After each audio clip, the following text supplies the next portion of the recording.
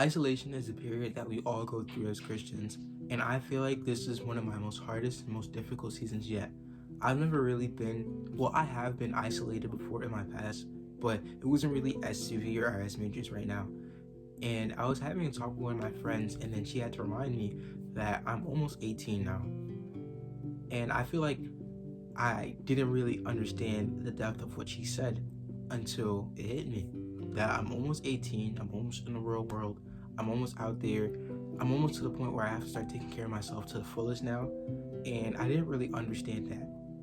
Now that I do, I realize that in order for me to get right physically, I need to get right mentally. And before I can do that, I have to get right spiritually, which ties into the isolation period that I'm going through.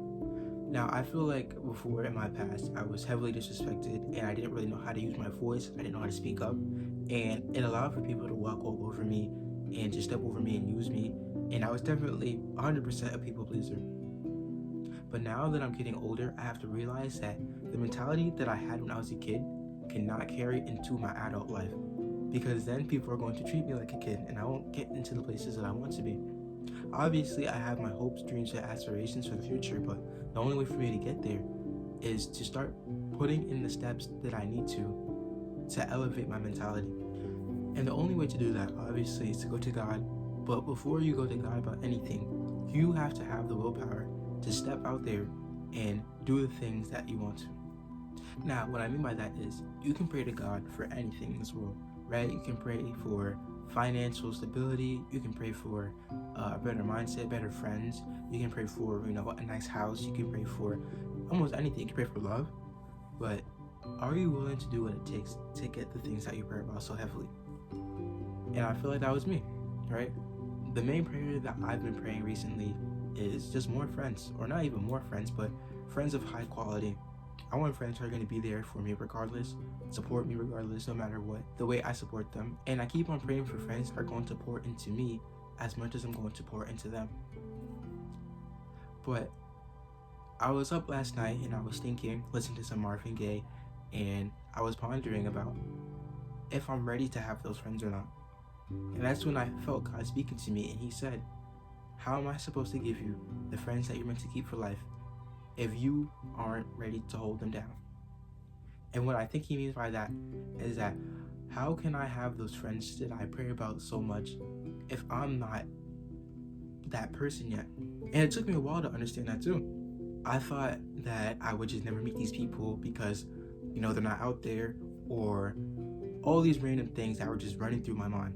But what really allowed me to just kind of understand that is that I don't have the personality to have these people in my life.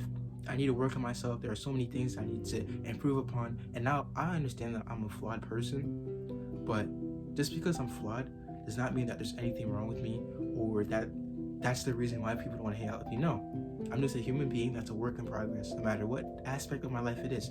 I'm a human being that's a work in progress. And until I started looking at life like that, everything for me changed. Because we're all really just human beings that are a work in progress. We're never going to really be where we want to be at until we just consistently start working on ourselves day after day after day. We need to start putting in the time, the effort, the love, the care that we really want to get to where we want to be at. And I feel like that's what God has been trying to teach me. I need to start caring about myself the same way I want my friends to care about me, or my future friends to care about me. And when I start doing that, I'll start, attracting in the right people. I feel like we as humans, we're attracted to what we relate to, and we're attracted to, certain things. We're attracted to what we like. The people that do a certain type of thing are going to want to hang around people that also do that same exact thing.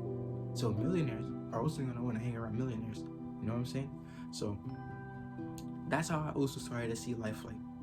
I started to see life as groups. There are groups of people that want to succeed.